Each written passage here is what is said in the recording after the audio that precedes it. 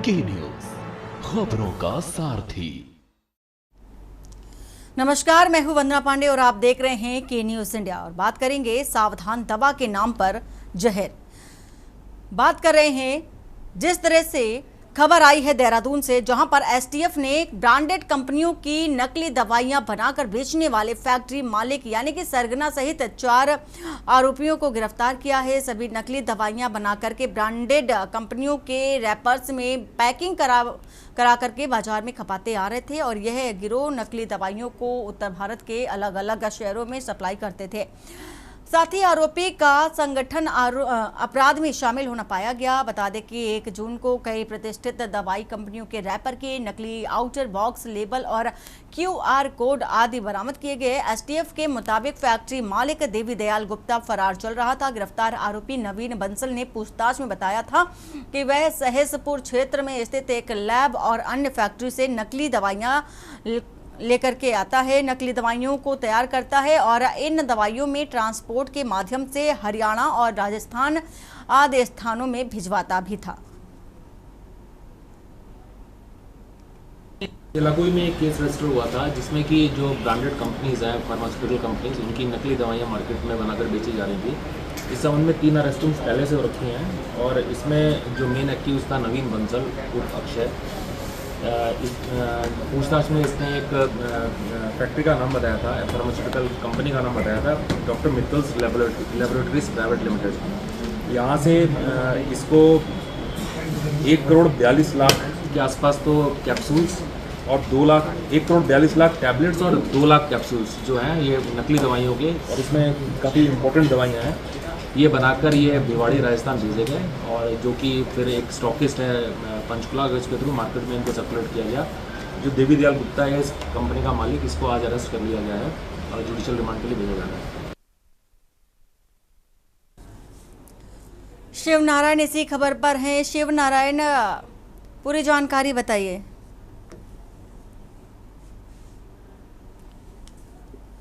शिव नारायण, आवाज पहुंच रही है आपको?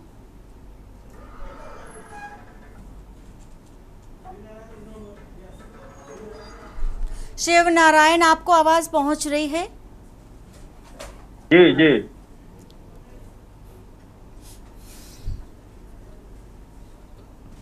क्या कुछ जानकारी है? नकली दवा फैक्ट्री का भंडाफोड़ हुआ है, कब से ये नकली दवा की जो फैक्ट्री है संचालित हो रही थी और क्या कुछ कार्रवाई? देखिए, जिस तरीके से बहुत दिनों से शिकायत मिल रही थी कि मार्केट में नकली दवाइयाँ आ रही हैं, इसी को लेकर जो एसटीएफ उत्तराखंड है उन्होंने इस पर एक बड़ी कार्रवाई करते हुए इनको जो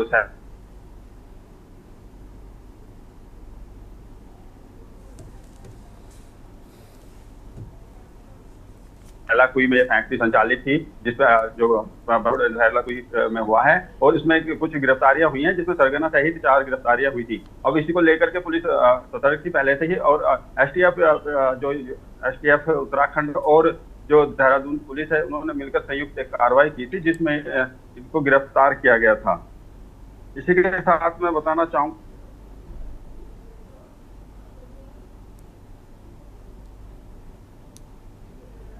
शिव नारायण, आपकी आवाज हम तक नहीं आ पा रही है। फिलहाल ये देहरादून से खबर बता रहे हैं और नकली दवा फैक्ट्री का भंडाफोड़ है। बहुत शुक्रिया पूरी जानकारी देने के लिए शिव नारायण। और सरगना समेत 4 आरोपी गिरफ्तार किए गए हैं।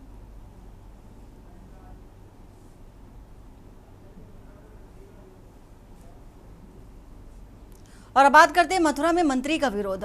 खबर मथुरा से बता रहे हैं, शनिवार को वृंदावन स्थित विश्व प्रसिद्ध बांके बिहारी मंदिर में दर्शन के लिए पहुंचे उत्तर प्रदेश के ऊर्जा मंत्री AK शर्मा को महिलाओं और सेवायत परिवार की नाराजगी का सामना करना पड़ा। कॉरिडोर और ट्रस्ट गठन को लेकर विरोध कर रही महिलाओं ने काली पट्टी बांध करके मंदिर में कॉरिडोर हाय हाय के नारे लगाए और मंत्री को घेर लिया। इस दौरान मंदिर के सेवायतों ने पर्दा लगा करके मंत्री को दर्शन से रोक दिया। उन्हें प्रसाद और पटका तक नहीं दिया गया। विरोध कर रही महिलाओं के साथ पुलिस द्वारा धक्का मुक्की भी की गई। हालात बिगड़ते देख अधिकारियों ने मंत्री को मंदिर से 4 नंबर गेट से सुरक्षित निकाला। बाद में वीआईपी रोड पर जुगल गोस्वामी की गद्दी पर भी प्रदर्शन हुआ, जहां मंत्री ने 4 महिलाओं को बातचीत के लिए बुलाया और उनकी समस्याएं भी सुनी हैं। मंदिर से निकलते वक्त श्रद्धालुओं ने भी नारेबाजी की और वहीं सीओ संदीप कुमार को भीड़ में धक्का मुक्की करते देखा गया। और सुशील चौधरी इसी खबर पर हमारे साथ जुड़ चुके हैं। सुशील, मामला क्या है, जानकारी क्या है आपके पास?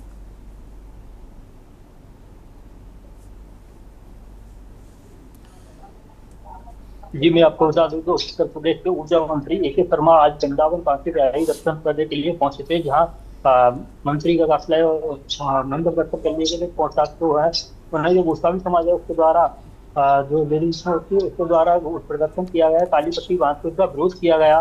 मंत्री जी वापस जाओ के नारे लगाए गए बार बार। जिस तरीके से जो गोस्वामी समाज ने कुछ दिन पहले घोषणा की थी कि यहाँ पे कोई जो बिहारी के दर्शन करने के लिए कोई भी वीआईपी किया गया था उसको माला पट्टा डालकर स्वागत नहीं किया जाएगा, वैसा ही आज मंदिर परिसर में देखा गया। जिस तरीके से ऊर्जा मंत्री आज मंदिर पहुंचे थे, लेकिन गोस्वामी समाज की जो महिलाएं हैं उन्होंने विरोध प्रदर्शन किया और मंत्री जी वापस जाओ के लगातार नारे लगाते हुए दिखाई दी। इस तरीके से मंत्री जी का विरोध किया। मंत्री जी को किसी भी प्रकार के दर्शन करने के बाद माला पट्टा डालकर किसी प्रकार से स्वागत नहीं किया गया। मंत्री जी जब महिलाओं ने दर्शन की जब महिलाओं ने विरोध किया तो प्रशासन द्वारा उनको धक्का मुक्की की गई। सीओ संदीप कुमार उनके द्वारा भी धक्का मुक्की करते हुए देखा गया कि जिस तरीके से मंत्री जी का विरोध किया गया, महिलाओं में अच्छा रोष देखने को मिला। इस तरीके से सरकार द्वारा कॉरिडोर बाकी बिहारी कॉरिडोर बनाने को लेकर लगातार सरकार द्वारा प्रयास किए जा रहे हैं, लेकिन वही गोस्वामी समाज की जो महिला है उनको लगातार विरोध प्रदर्शन करते हुए दिखाई जा रहा है। लगभग 50 दिन हो गए, 50 दिन से लगातार जो गोस्वामी समाज की महिलाएं वह कॉरिडोर का विरोध कर रही है और सरकार से आग्रह कर रही है कि वह इस कॉरिडोर को नहीं बनाए। जी, बहुत शुक्रिया सुशील पूरी जानकारी साझा करने के लिए।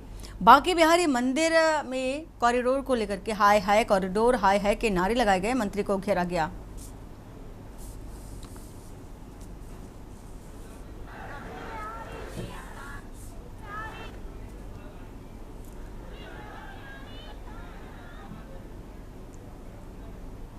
और पहचान जरूरी, सफर सुरक्षित। कानपुर से खबर, जहां महिलाओं के आवागमन और उनकी सुरक्षा के लिए सड़क पर चलने वाले सवारी वाहन जिसमें से ई रिक्शा, ऑटो, उबर, ओला, कैब, रैपिडो, स्कूल वैन व टेम्पो पर अब चालक को अपना नाम, आधार नंबर और मोबाइल नंबर अंकित करना होगा। महिला सुरक्षा को लेकर के राज्य महिला आयोग की अध्यक्ष बबीता सिंह चौहान ने शासन को पत्र लिखा और महिला सुरक्षा के लिए ठोस कदम उठाने की मांग की, जिस पर उत्तर प्रदेश परिवहन आयुक्त BN सिंह ने प्रदेश के सभी RTO, ARTO और RI को एक सर्कुलर जारी कर उसका पालन कराने का आदेश भी जारी किया है।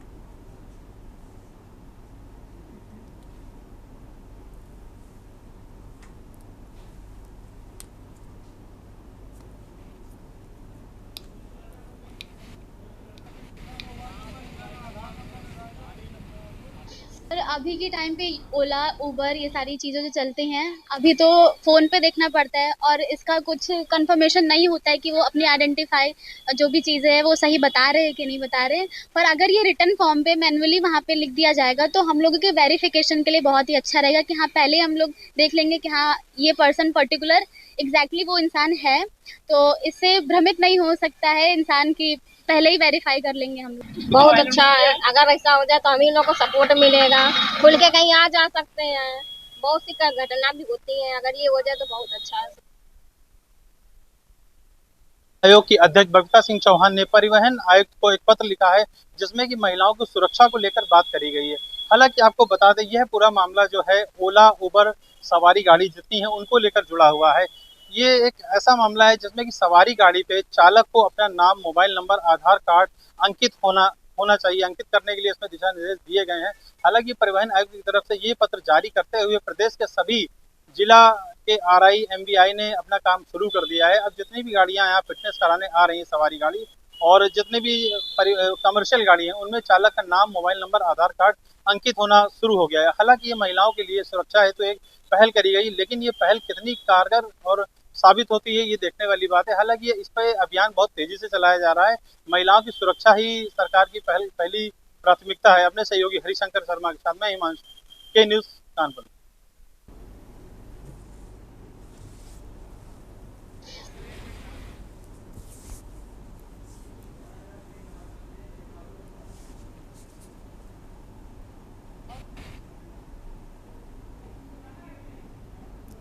प्रयागराज में बेकाबू रफ्तार। खबर प्रयागराज से, जहां अनियंत्रित कार ने एक बार फिर मुफलिसी के चलते सड़क किनारे खुले आसमान के नीचे उच्च न्यायालय फ्लाईओवर के पास कुचल दिया।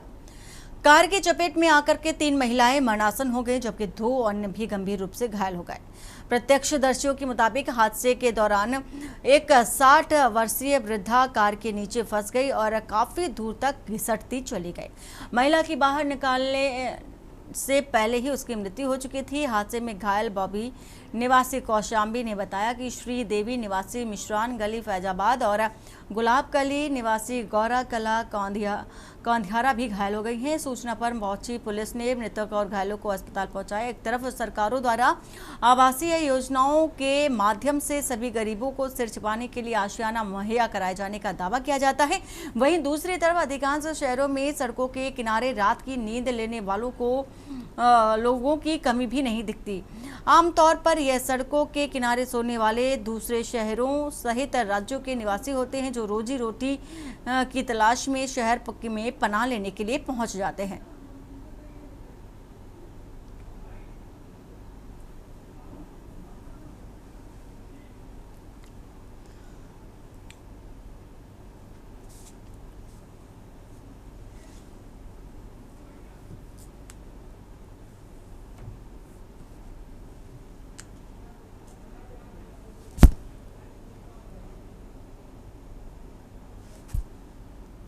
प्रयागराज से खबर, सड़क किनारे सो रहे लोगों पर चढ़ी कार और वहीं एक महिला की मौत हुई है, 3 घायल हुए हैं। तेज रफ्तार का कहर देखा गया है।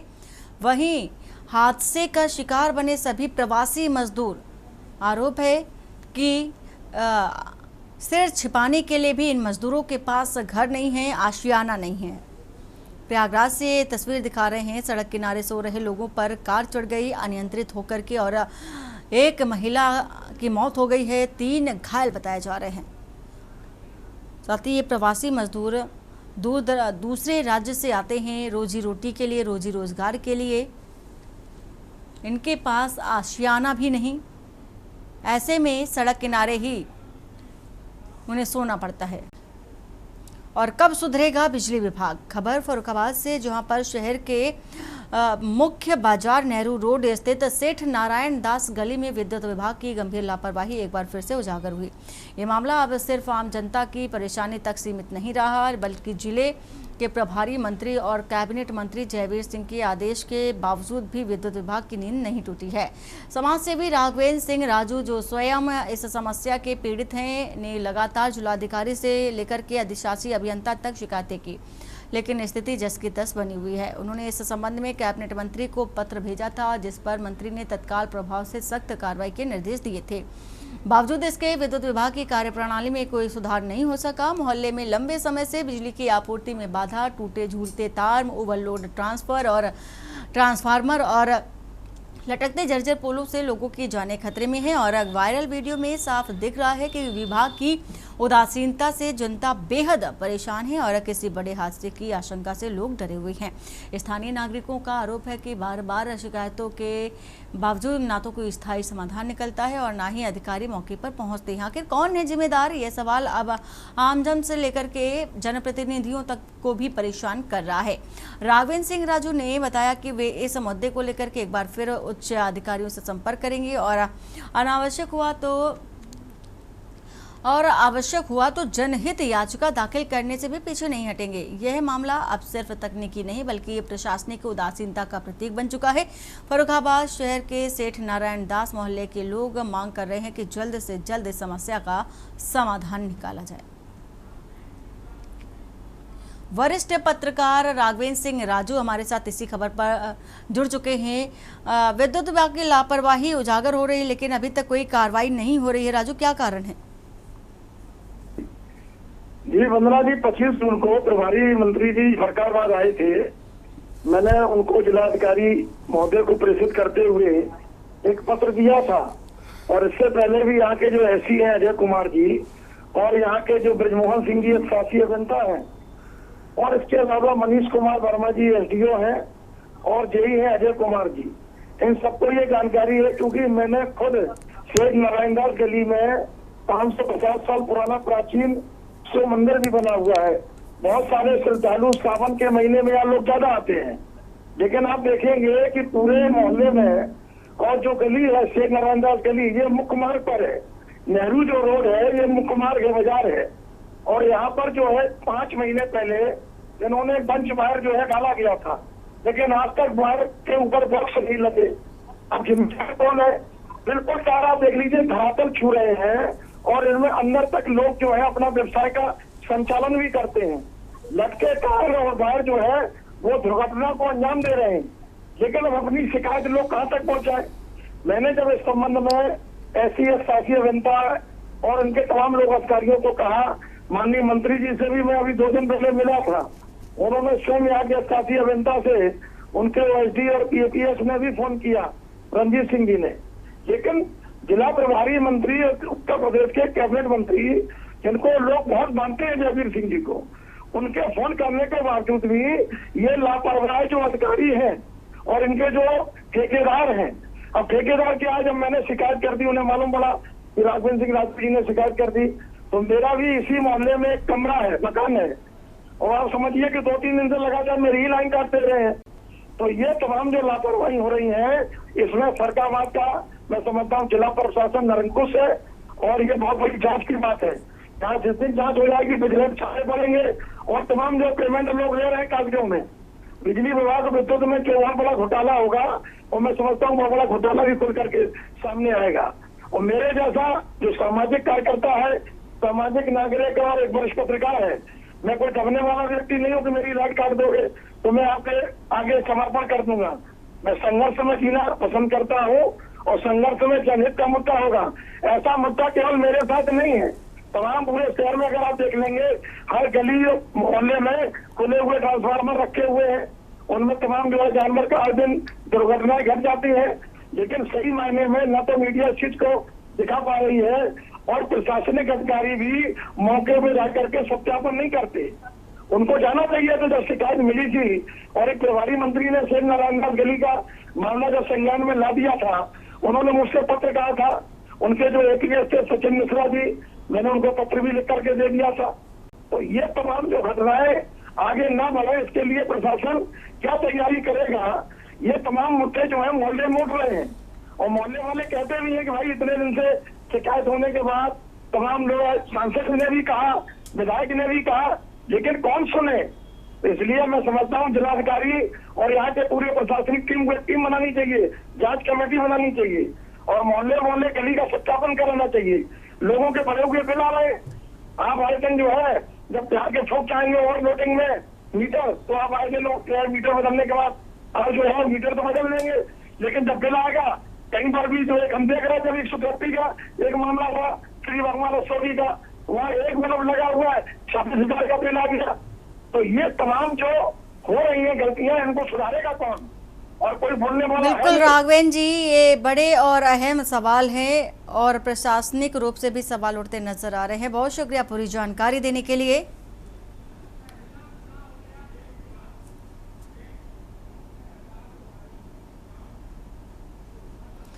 टहलना हो गया गुनाह, ब्रेक के बाद जल्द लौटते हैं आपके पास। आप देख रहे हैं कि ब्रेक के बाद आपका स्वागत है, और बात करेंगे टहलना हो गया गुनाह।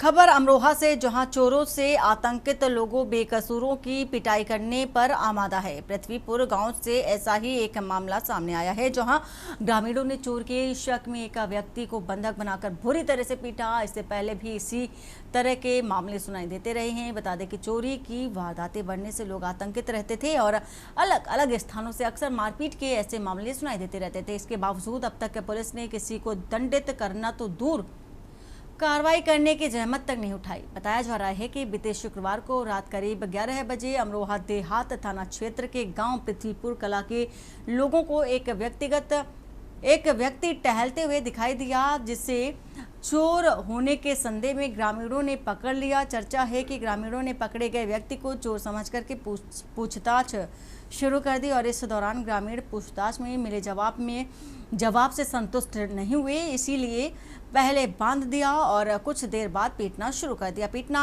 पिटाई का मामला संज्ञान में आने पर पुलिस मौके पर पहुंची और जांच पड़ताल शुरू कर दी है। इस दौरान खुलासा हुआ कि पीटा गया व्यक्ति मूल रूप से उड़ीसा राज्य का निवासी है, जो मानसिक विक्षिप्त है और इसीलिए ग्रामीणों द्वारा मांगी जाने वाली जानकारी देने में असमर्थ रहा।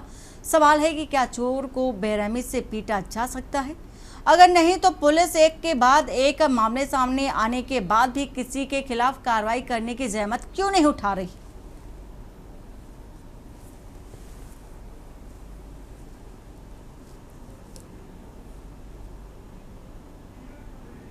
शीरब चौधरी इसी खबर पर हैं। शीरब, क्या कुछ जानकारी है? 45 43 74। शीरब, आपकी आवाज नहीं आ पा रही है। फिलहाल अमरोहा से ये तस्वीर दिखा रहे हैं। चोर की आशंका में विक्षिप्त को बांधकर पीटा है ग्रामीणों ने। उड़ीसा निवासी पीड़ित मानसिक रूप से विक्षिप्त है। वहीं कार्रवाई के नाम पर इससे पहले भी सामने आ चुके हैं ऐसे मामले। पुलिस ऐसे मामलों का संज्ञान ही नहीं लेती।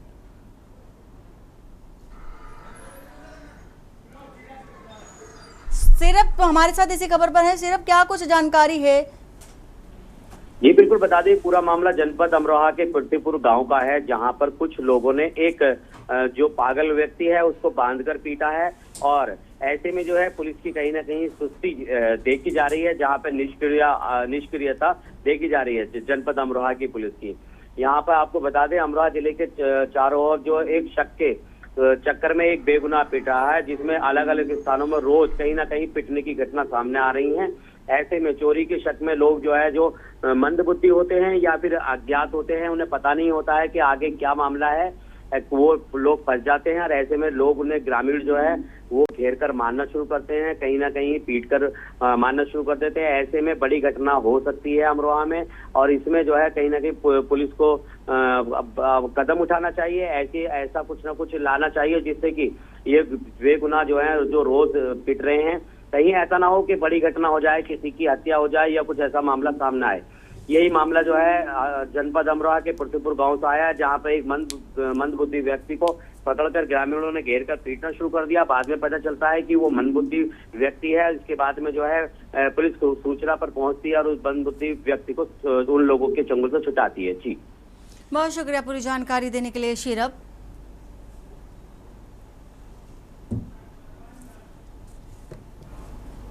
बुलेटिन में फिलहाल इतना ही। बाकी की खबरों के लिए बने रहिए आप के न्यूज़ इंडिया के साथ। नमस्कार।